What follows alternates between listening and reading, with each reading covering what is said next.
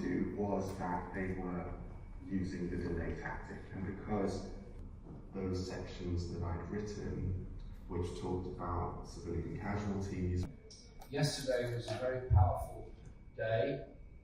Very strong evidence was given by a lot of people. The crucial issue is that many civil servants in the Foreign Office have made it clear that they believed international law was being broken. They believed that they were being told to shut up in order to avoid embarrassing the British government. One, Mark Smith, resigned.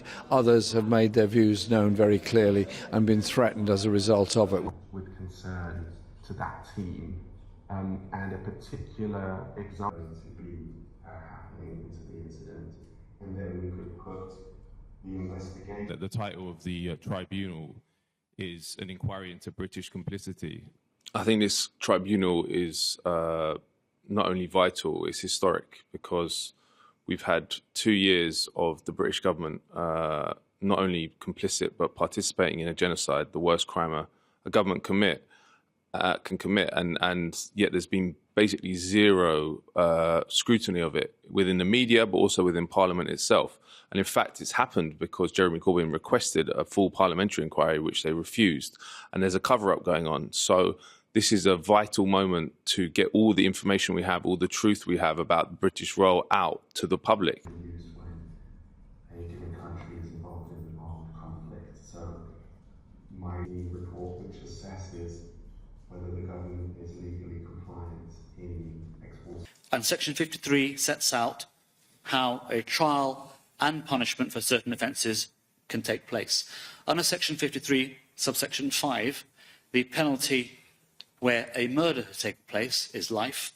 Where there is non-murder, the penalty is 30 years. It is highly likely that the Prime Minister of this country is guilty of genocide. It is highly likely that John Healey, the Defence Secretary, and others who provide support, some of them civil servants, often against their will be found guilty should they be tried. Because we have a person. So I was very... There is no real fact-finding venture in this country which has the aim of revealing the truth behind what this government is doing, its assistance in Israel, and perhaps most importantly of all, the complicity of this government at the very, very highest levels with what Israel is doing in the commission of its genocide in the Middle East. Therefore, this tribunal goes a long way towards revealing that this government has prohibited. Jeremy Corbyn tried to have a bill passed into law which would enact the creation of a tribunal on Gaza. That was stopped by the Labour government. We have now had to give evidence to an alternative tribunal. Information, so that it quote-unquote sounded less in there would be this kind of sort of panic in the department. I believe this tribunal can lead to a lot of things in the future, particularly prosecuting the British minister, whether the Conservative or the Labour Party, the ministers that have been supporting Israel blindly over the course of this genocide since the start.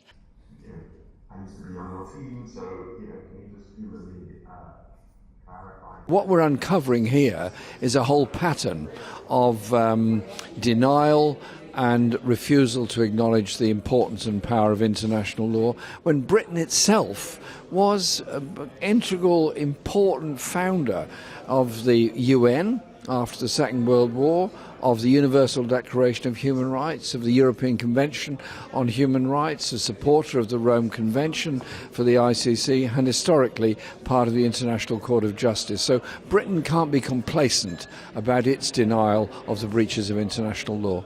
Even writing down my concerns. And so at that point, my manager went to my ambassador and eventually went to the internal whistleblowing team within the foreign